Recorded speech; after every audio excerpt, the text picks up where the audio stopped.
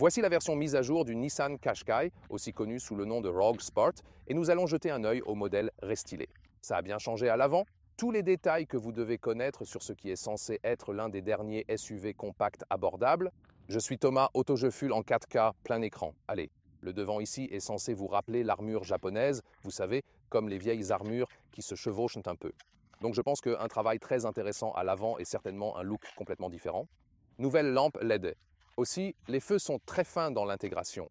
Et si vous activez le clignotant avec cette bande LED supérieure, alors vous voyez maintenant une forme en cascade à l'avant. En fait, un beau travail. Ainsi que le rouge Fuji, une couleur rouge très expressive. Et le design inclut également cette nouvelle finition haut de gamme, supposément très sportive à l'extérieur. Avantages et inconvénients à venir, bientôt plus de détails, roues de 17 à 20 pouces. Ce sont les plus grandes roues de 20 pouces et elles ont aussi maintenant les arches de roues dans la couleur du véhicule. Donc pas de roues contrastantes ici dans cette finition. Sélectionnez un toit contrastant où le noir domine ici et la longueur est de 4,43 m ou 174 pouces. Côté design, je pense que c'est vraiment agréable à l'œil. Ce qui est spécial, même avec une version de base, vous avez déjà une voiture attrayante. Vous savez, côté prix, mais aussi côté design, c'est ce qui rend le Qashqai si spécial ici. C'est pourquoi il se vend aussi très bien ici en chiffres et est également produit au Royaume-Uni à Sunderland, puis vers l'arrière, de nouveaux feux arrière. Un design très moderne, tridimensionnel à l'intérieur et aussi un aspect assez épuré dans la partie inférieure. Globalement assez sympa, e-Power, un badge à l'arrière. Aussi sur le côté, ça signifie quoi? C'est en fait le modèle hybride de 1,5 litres à 3 cylindres où le moteur à combustion sert de générateur, mais les roues, elles, sont entraînées électriquement. Traction avant comme alternative. Vous pouvez aussi obtenir un moteur 4 cylindres 1,3 litres mild hybride. Celui-là alors, traction avant ou intégrale, manuelle ou automatique. Avec ce système hybride générateur, vous obtenez seulement la traction avant et l'automatique. J'aime ce porte-clés ici, fin et de bonne qualité, pas de trucs brillants et tout ça. Puis bruit de fermeture de porte. C'est solide, je dirais. Allons voir l'arrière. Oui, en fait, sympa. Et puis à l'intérieur des portes à l'avant, c'est aussi doux au toucher en haut. Et celui-ci ici est soit la Tecna Plus, soit la finition spéciale et populaire N-Design. Et celui-ci a de l'Alcantara au panneau intérieur. Cependant, pas de revêtement des portes intérieures ici dans les poches. Et puis, le volant intérieur, avec des boutons physiques. Ces sièges sont malheureusement uniquement en peau animale.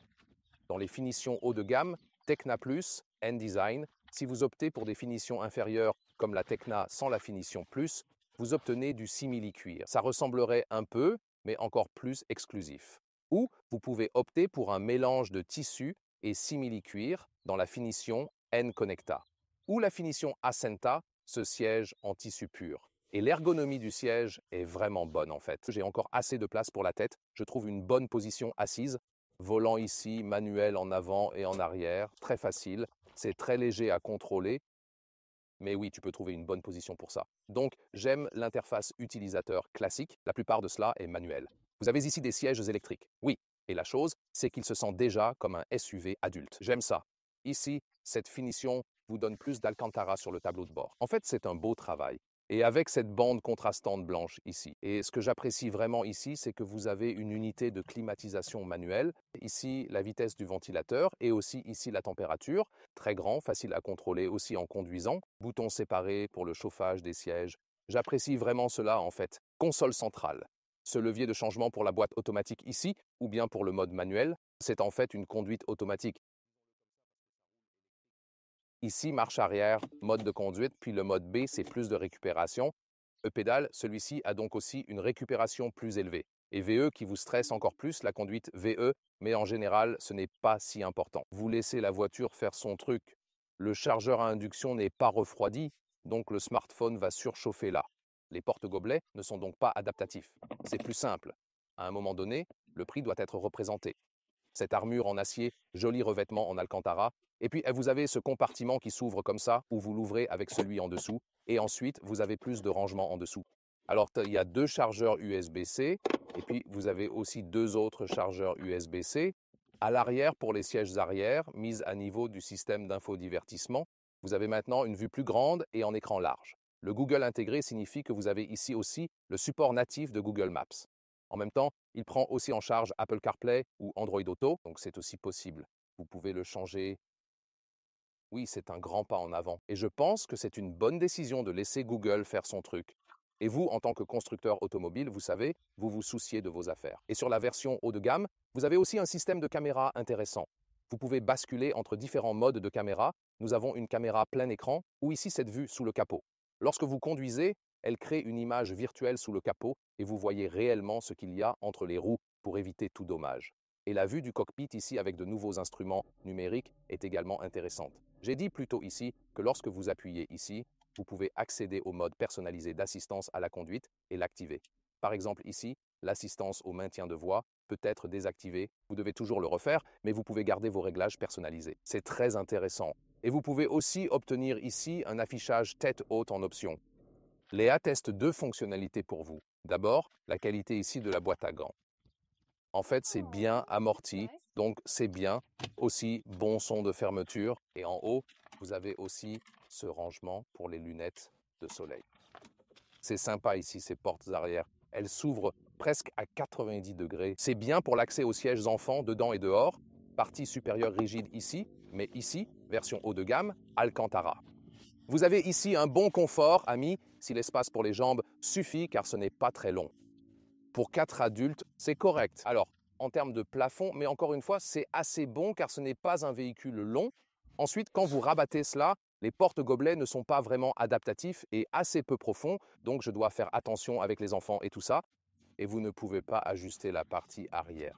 Quand vous pliez, ça reste en place. Il n'y a aucune possibilité de régler l'angle ou quelque chose. Isofix ici sur les parties extérieures, c'est peut-être alors plus important. 480 litres avec transmission intégrale, donc tu perds un peu. Regardons par ici. Ce qui est assez étonnant, c'est que la largeur est d'environ 1,10 m ou presque 44 pouces. C'est vraiment cool.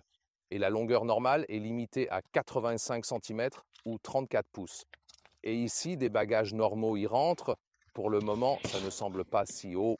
Mais ce que vous pouvez faire, c'est ici, ces diviseurs. Ils ont fait ça pour un sol de chargement uniforme. J'ai déjà rabattu les 2/3 des sièges. Un autre est possible, mais là, il faut faire le tour.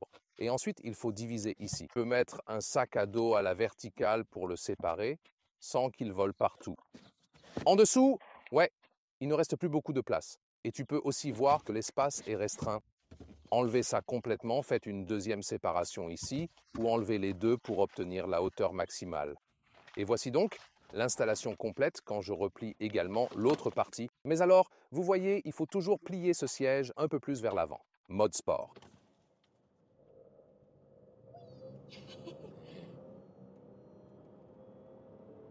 Plop, c'était de 0 à 90 km à l'heure. Maintenant, je vais réduire à 70 à nouveau.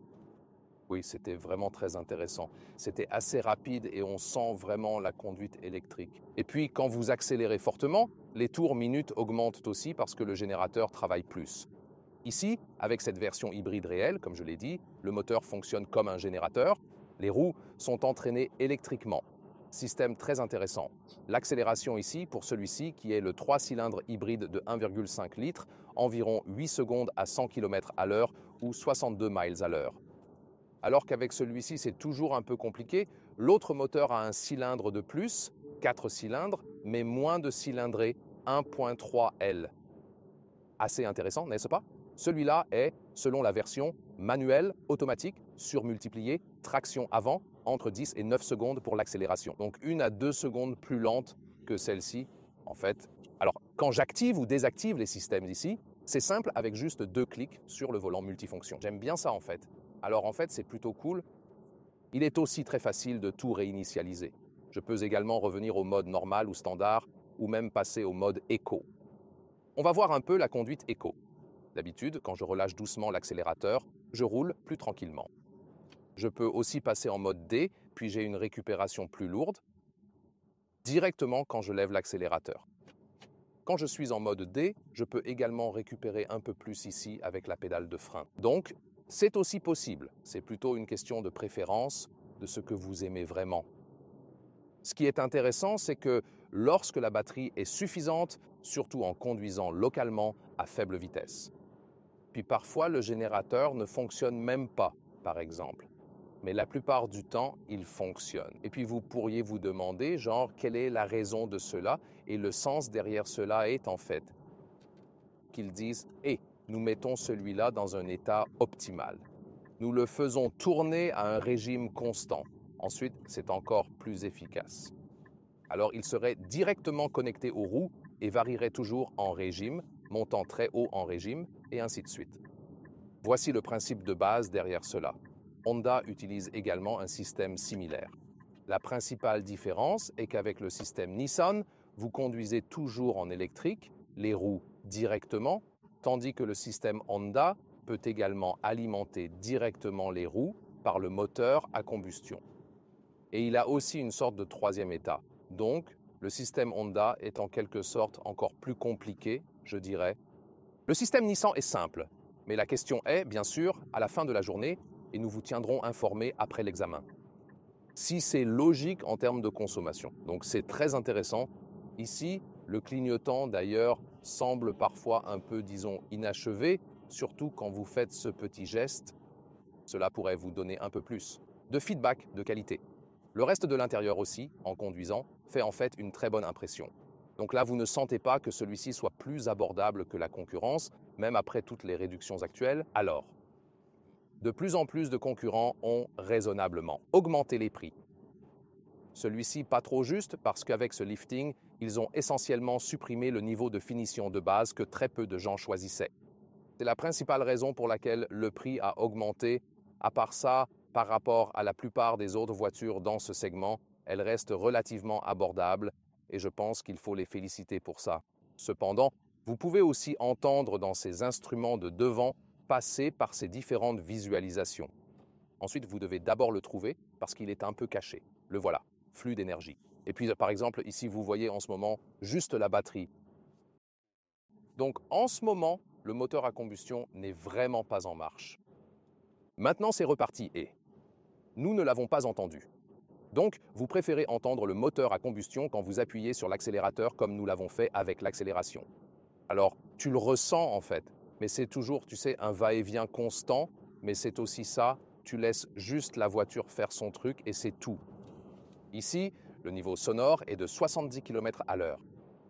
En fait, c'est plutôt bien, des roues de 20 pouces. J'avais peur que ce soit peut-être trop chaotique, mais en fait, la suspension n'est pas trop rigide.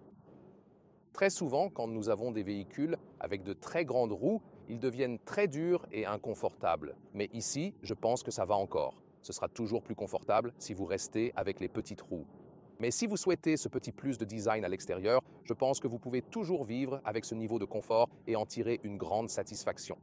La direction en elle-même est vraiment très agréable. Cela semble vraiment très naturel. Et d'une part, vous n'avez pas besoin de trop diriger, mais les commandes fines et le transport sur la route, ça ne réagit pas du tout de manière excessive. Cela me rappelle également la direction de Mazda, surtout comme dans les MX-5, CX-5, CX-30, etc., des modèles offrant une conduite impressionnante.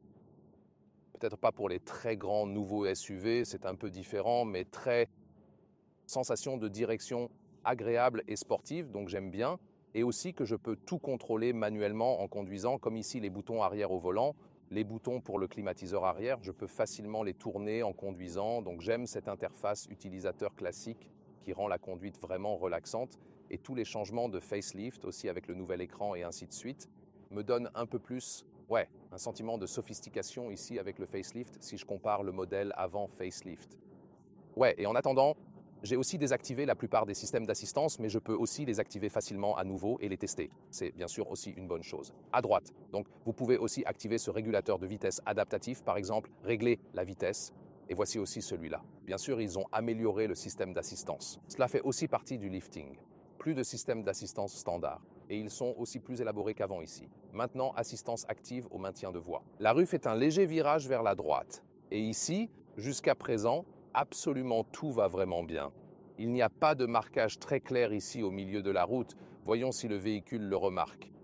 Je ne dirige pas, je fais juste semblant de vraiment diriger. En gros, bien sûr, il faut absolument tenir le volant. C'est un système de niveau 2, pas censé conduire de manière autonome, mais jusqu'à présent, c'est impressionnant. Je vais accumuler plus d'expérience et te dire plus tard s'il y avait quelque chose de négatif. Mais jusqu'à présent aussi, côté assistance, je pense que globalement une bonne performance et une conduite dynamique, encore une fois, une sensation de direction très agréable. Donc, c'est amusant de conduire celui-ci. Et quand on compare au Tiguan, pour lequel je paye plus, le Tiguan est bien plus amusant à conduire. Est-ce vraiment ça vaut le coup, tu sais? Et je pense que c'est une très bonne performance ici. Donc niveau fun, confort, tu peux facilement dire « Hey, je veux vraiment économiser de l'argent et opter pour un véhicule plus abordable ». Je pense que c'est ce que le Qashqai maîtrise vraiment, surtout quand on le garde en finition moyenne ou basse, donc il se sent aussi très compact. Ce n'est pas un SUV très long, et c'est pourquoi il est aussi si agréable à conduire. Tu ne portes pas autant, tu sais. Ce n'est pas très bon au niveau de la qualité de fabrication ici, comme ce revêtement noir brillant sur le volant. Et quand vous y reposez votre pouce, ou peut-être appuyé un peu là, ce n'est pas que nous ne l'ayons pas non plus dans un tableau de bord Audi. C'était aussi le cas, mais cela doit absolument être mentionné. Donc ouais, ils auraient dû trouver une meilleure idée ici au volant. Oui, mais comme je l'ai dit, le ressenti de la direction, vraiment bon. Alors je pense que la voiture a vraiment du sens. Vous obtenez déjà un design extérieur assez attractif. Avec un niveau de finition bas, vous pouvez dire « Et je paye la moitié du prix d'un Volkswagen Tiguan 9 avec option ». Si vous optez pour le niveau de finition le plus élevé, comme c'est le cas ici, alors vous atteignez environ 50 000 euros. Puis bien sûr, vous pouvez déjà considérer d'autres concurrents pour cela. Cette couleur ici, au fait, on l'appelle bleu océan, mais oui, en fait, c'est plutôt un vert foncé profond et élégant. Qu'en pensez-vous? La consommation, un peu plus de 40 000 PG US, un peu plus de 50 000 PG UK, donc 5,5 litres au 100 km. Si vous avez plus d'autoroutes, la consommation sera meilleure. Si vous avez moins d'autoroutes, plus de villes, et en utilisant les changements de topographie, vous pouvez utiliser l'effet de récupération du moteur. C'est également l'aspect principal. Si vous avez l'hybride, la récupération, donc récupérer l'énergie, c'est l'aspect principal. Que le moteur à combustion soit essentiellement coupé des roues, ce n'est vraiment pas l'aspect principal, même s'il peut parfois y contribuer. Ainsi, les hybrides fonctionnent aussi lorsqu'ils alimentent les roues, comme Toyota ou Honda, où ils offrent les deux. Ce n'est donc pas l'aspect principal. Utilisez l'effet de récupération dans les chaînes topographiques, vous aurez des gains. Mais ce n'est pas non plus si efficace que vous puissiez vraiment expliquer que tout cet effort ne vaut pas la peine.